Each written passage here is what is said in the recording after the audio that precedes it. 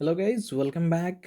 ये वीडियो रे आम डिस्कस करवा शेड्यूल्स विषय रे कौन कौन कॉन्स्टिट्यूशन रो 12टा शेड्यूल्स रही आ पूर्वर 8टा थिला से विषय रे डिस्कस करवा। एतिकी आशा दिया तुम मन को जे जदि तुम मैंने शेड्यूल्स विषय जान घोषिया को पड़ुची बुझीन आउ एग्जाम पर्सपेक्टिव व्यू रे तुम मैंने डर लगुच तो ये जिनस मुझे क्लीयर करदेवी कि तुम बुझी दियो थे तापर देखियो घोषिया को पड़ो ना different different type of tricks मन रखा पड़ो ना गोटे गोटे पॉइंट बस बुझा पड़ो आ दी तीन थर बस रिपीट कर दियो देखियो एग्जाम गोटे वर्ष पर भी थे जब एग्जाम पूर्व देखीदेल ना ग्यारंटी मन रही चलो स्टार्ट करवा। फर्स्ट देखिए तार टोटाल अच्छी शेड्यूल एवं आमर 12टा शेड्यूल अच्छी ठीक 12टा शेड्यूल अच्छी आगरू थी 8टा शेड्यूल तो 4टा शेड्यूल पर ऐड कर दिया जाइए। ओके तो आम फास्ट बुझीदे कौन कौन अच्छी लास्ट मुझे तुमको किपर भाव में बुझ अंडरस्टांड कर लंग टर्म किपर भाव में ब्रेन रे फिट हो से विषय में डिस्कस करवा। फर्स्ट देखा कौन कही फर्स्ट शेड्यूल रे आमर बस स्टेट्स मानकर नेम विषय दिखाई यूनियन टेरिटरी मानकर नेम विषय आर एक्सटेंड केते आमर जुरिडिक्शन केते टेरिटोरियल पावर केते अछि केते जाय एरिया अछि इलाका केते कहार स्टेट्स मानकर इलाका केते और यूनियन टेरिटरी मानकर इलाका केते बस एतिकी विषय डिटेल दिखाई आउट शेड्यूल फर्स्ट शेड्यूल रे बस एतिकी डाटा दिखाई कहार फर्स्ट शेड्यूल रे स्टेट्स और यूनियन टेरिटरी मानकर बस इलाका विषय रे दिखाई डाटा बुझीला।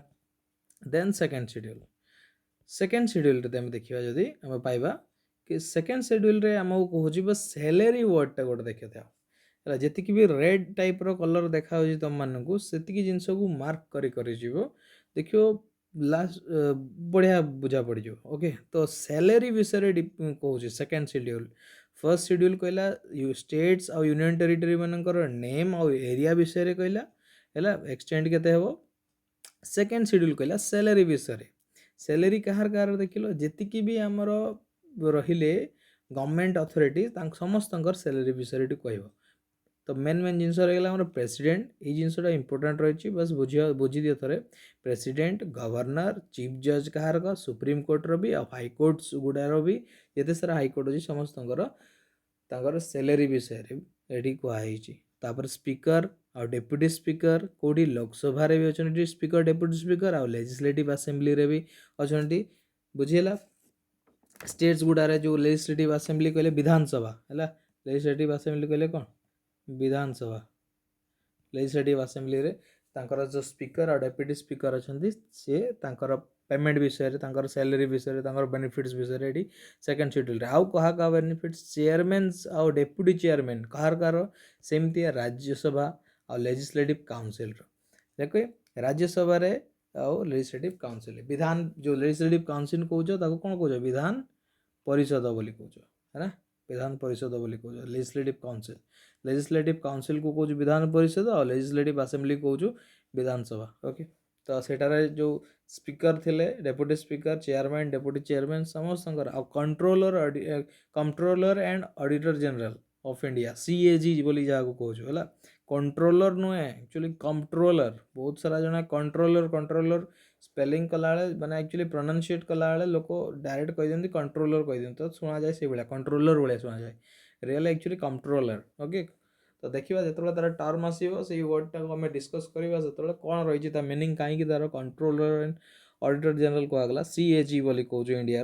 ओके छाड़ से कथा सेकेंड रे आम बुझिलु सैलरी विषय सैलरी बाबद में दिगला जी भी गवर्नमेंट एम्प्लॉय अच्छा समस्त विषय बुझेगा। थर्ड शेड्यूल आमको बताऊँ कि जे ओथ निहब जो गते सारा एवं नेले सैलरी जिते सारा ने समस्त ये ओथ किंतु देख ये यूनियन मिनिस्टर रहिले candidate for election of parliament रे जो कैंडिडेट मान रहे इलेक्शन पे से मेंबर रहा पार्लियामेंट रो मेंबर्स मानकर जी समस्त मेंबर्स जजेस है सुप्रीम कोर्ट हाईकोर्ट रे जजेस मानकर controller and auditor general CAG रो भी सैलरी रहा मिनिस्टर ऑफ स्टेट लेजिस्लेटर भी रहा बुझीला मेंबर ऑफ स्टेट लेजिस्लेचर भी रहा बुझीला।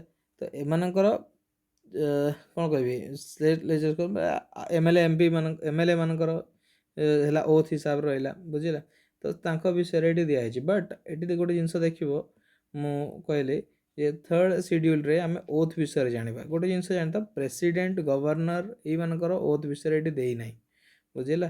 ଥର୍ଡ଼ ସିଡ୍ୟୁଲ୍ରେ ତାଙ୍କର ନିଜର ଯେତେବେଳେ ଆମେ ଦେଖିବା ନା ଯେଉଁ ପାର୍ଟ କରିକି ରଖା ହେଇଥିଲା ପାର୍ଟ, ସେ ପାର୍ଟରେ ଆମେ ଡିସ୍କସ୍ କରିବା। ଓକେ, ତ ଗୋଟେ ଜିନିଷ ଏଠି ମନେ ରଖିବ, ଥର୍ଡ଼ ସିଡ୍ୟୁଲ୍ ଓଥ୍ ବିଷୟରେ ତ କୁହାହେଇଛି, ବଟ୍ ଗଭର୍ଣ୍ଣର ଆଉ ପ୍ରେସିଡେଣ୍ଟର କୁହା ହିଁ ନାହିଁ। କ୍ଲିୟର। ଫୋର୍ଥ ସିଡ୍ୟୁଲ୍ ଚାଲ। ଫୋର୍ଥ ସିଡ୍ୟୁଲ୍ରେ କ'ଣ ହେଇଛି, ସିଟ୍ ଆଲୋକେସନ୍ ବିଷୟରେ କଥା ହେଇଛି। କାହାର?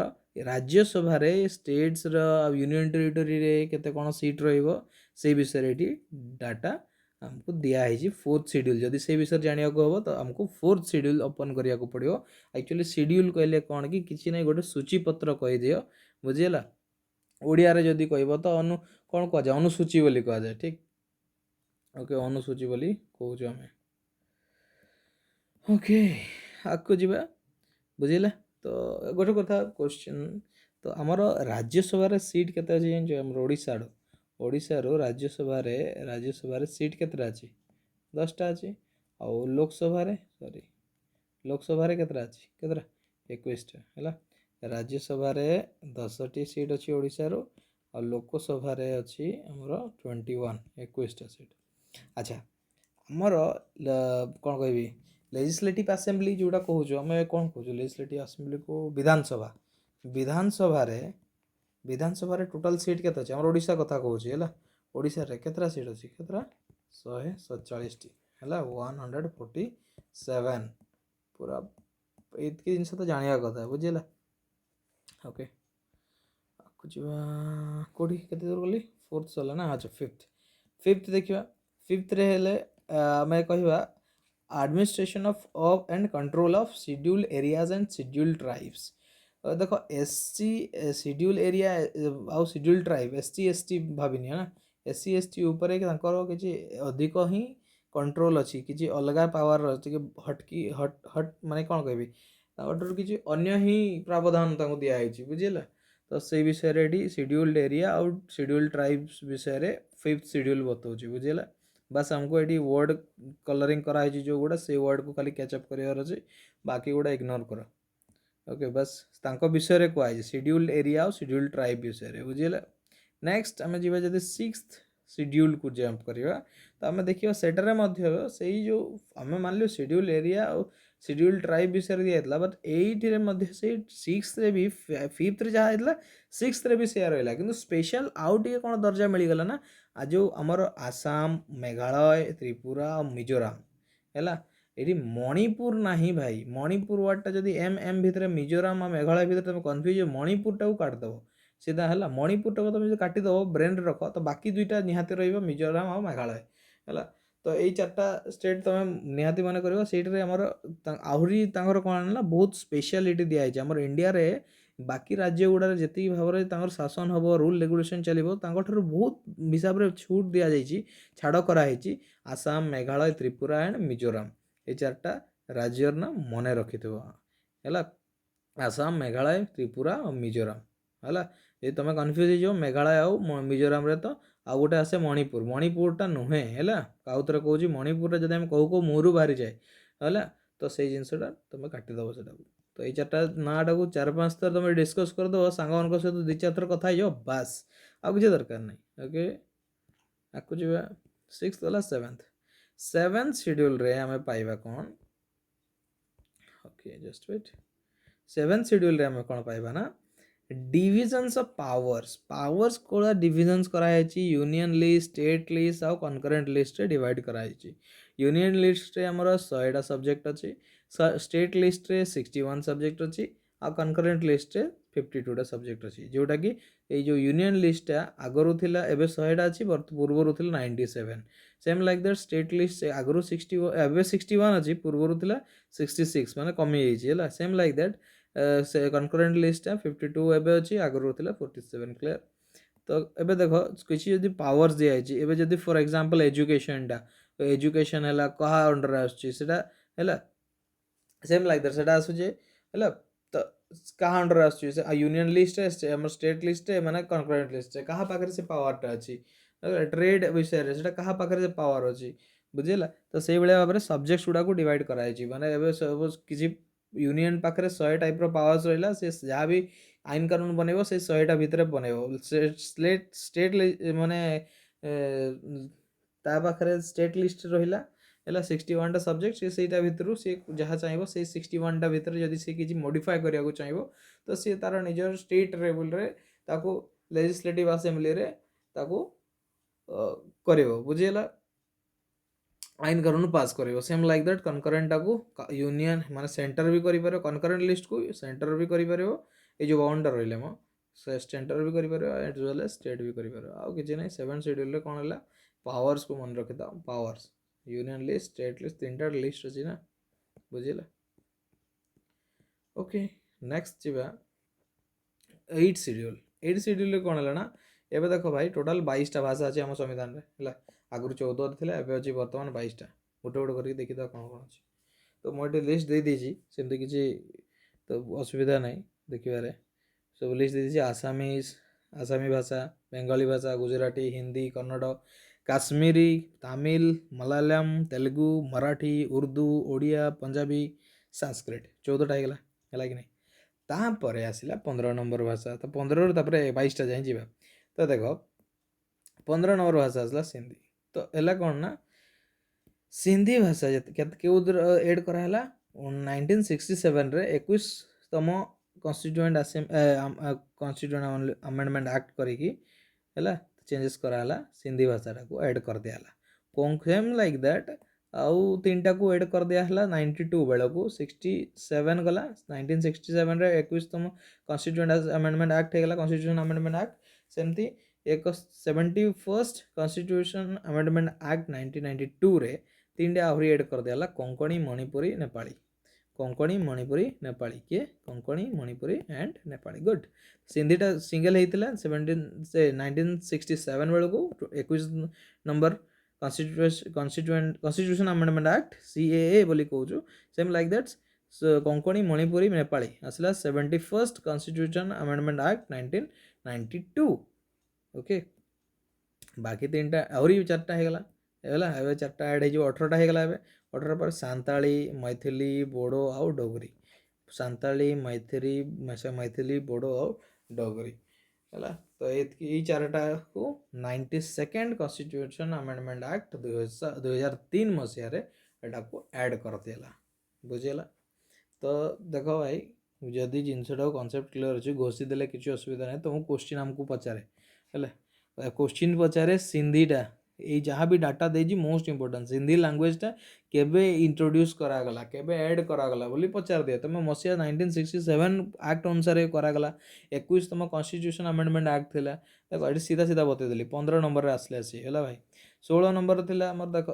बाकी 3 थर आसला 15 नंबर गोटे कॉन्स्टिट्यूशन अमेंडमेंट एक्ट आसला 16 17 18 है ये 3टा ऐड है फिर आउ 4टा लास्ट रहा 8टा ऐड होगा कि नहीं ओके 14 थे 8 होगा 22 होगा क्लीयर तो आउ गोटे जिनस आम तो ये जानवा कथा आम जाचु भाई 96th कॉन्स्टिट्यूशन अमेंडमेंट एक्ट रे 2011 जो होता बिल माने जो आसीला एक्ट ओडिया जो आगुरी लिखुलु आम छुआ बेले ओरिया ओरिया लिखुलु एवं ओडिया लिखुचु तो कौटू यहाँ ना 2001 रे गोटे एक्ट पास कराइला 96th से कॉन्स्टिट्यूशन अमेंडमेंट एक्ट थिला तो सहीठू ओरियाटा थिला जोटा ओडिया बोली कहूँ से आम ओरिशा लिखुलु ना आगु ORISSA लिखुलु तो आम 2011 पर कौन लिखुचु ODISHA आई होप एतकी जिन तो जानी थी ओके बस जदि ये डिटेल्सटा जदि जानल जदि भल कथा गुड जॉब गोटे किसी आइडिया पाइगल आगु जा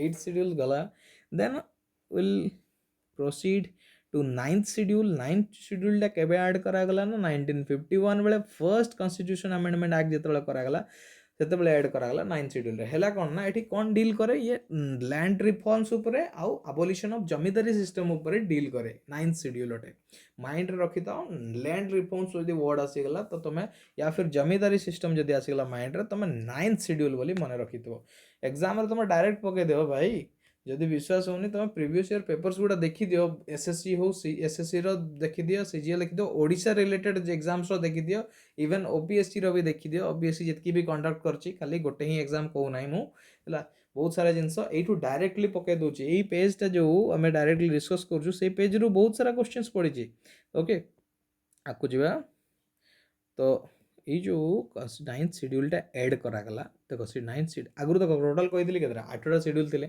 8ଟା ସିଡ୍ୟୁଲ୍ ଆମେ ଡିସ୍କସ୍ କରିସାରିଥିଲେ। ଏବେ ଆଉ 4ଟା ଦେଖିବା ଏଡ୍ କରିବା ହେଲା। ତ 9 ନମ୍ବର ପହଞ୍ଚିବା। 9 ନମ୍ବର ସିଡ୍ୟୁଲ୍ଟାକୁ ଏଡ୍ କରାଗଲା। ଫାଷ୍ଟ ଥର ହିଁ ଫାଷ୍ଟ କନଷ୍ଟିଟ୍ୟୁସନ୍ ଆମେଣ୍ଡମେଣ୍ଟ କରିକି ଏଡ୍ କରିଦିଆଗଲା ହେଲା। 9 ନମ୍ବର ସେଟା ଦେଇଦିଆଗଲା 1951ରେ। ଫାଷ୍ଟ ତମେ ଏଠି ଡାଟା ଏକ୍ସଟ୍ରା ଜାଣୁଛୁ ଯେ ଫାଷ୍ଟ କନଷ୍ଟିଟ୍ୟୁସନ୍ ଆମେଣ୍ଡମେଣ୍ଟ ଆକ୍ଟ 1951ରେ ହେଇଥିଲା ହେଲା। ସେଠି ଏଡ୍ କରାଗଲା ଲ୍ୟାଣ୍ଡ ହେଲା ଲ୍ୟାଣ୍ଡ ରିଫର୍ମସ୍ ଆଉ ଆବଲିସନ୍ ଅଫ୍ ଜମିଦାରୀ ସିଷ୍ଟମ୍ ବିଷୟରେ।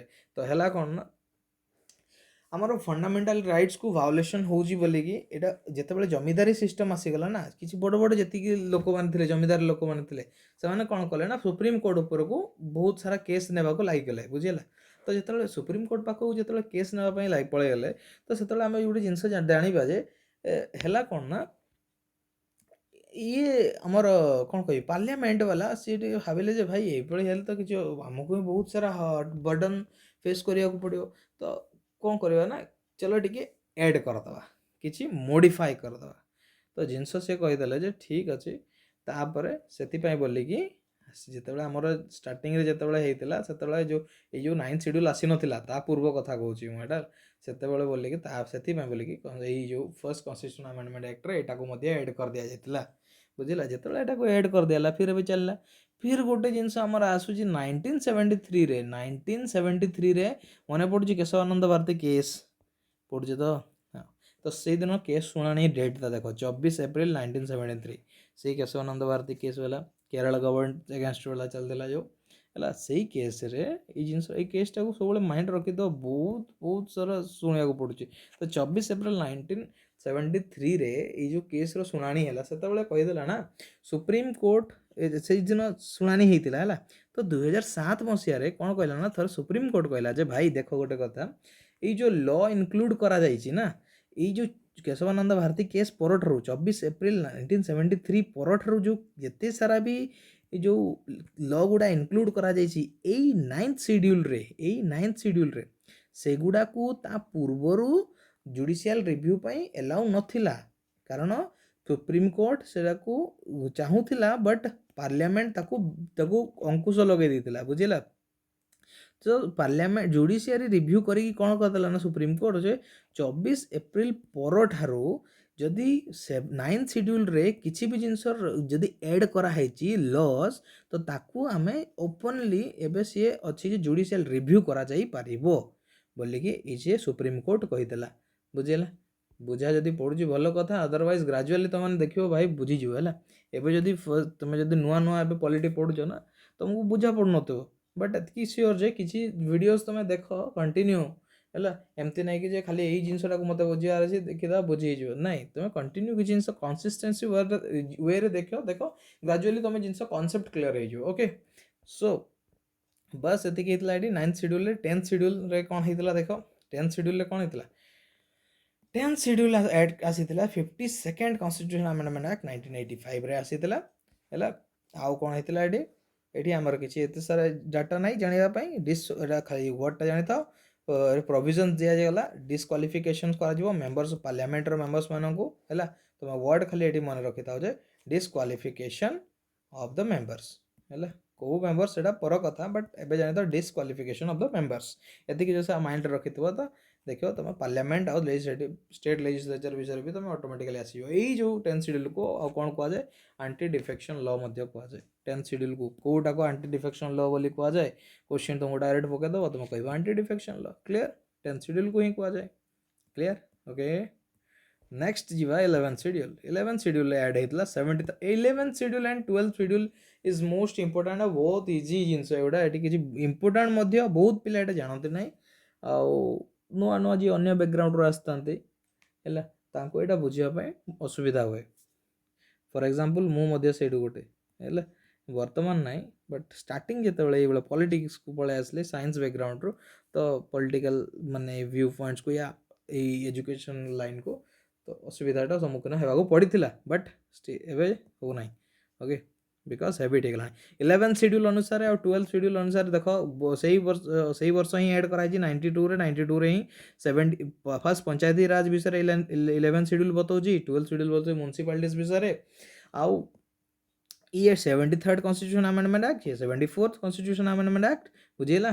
11th है पंचायत राज विषय रे और 12 है म्युनिसिपालिटी विषय रे पंचायत राज रे केतरा मैटर्स आछी 29 मैटर विषय रे से बुझिबो व्हेयर एज 18 मैटर विषय बुझिबो म्युनिसिपालिटीज बुझिला आउ किसी ना एडी डाटा बस से जिन जहाँ लिखी दीची भाई से जिन को बहुत इंपोर्टेंट से जिन को मोस्ट मस्ट बुझा कथा बुझेगा आउ किसी कर कि न कर तो ये थिला भाई आमर शेड्यूल्स कॉन्स्टिट्यूशन रो तो आई होप बुझा पड़ जाइथबो जदि किसी जिन बुझा पड़ी ना तो मते एतकी रिक्वेस्ट करुँची आउ थे भिडटा को देखीदेव या फिर कौ जगार असुविधा है जदि मत बतेब तो देखा नेक्स्ट थर से इम्प्रूव करने चेष्टा करिए okay take care bye bye.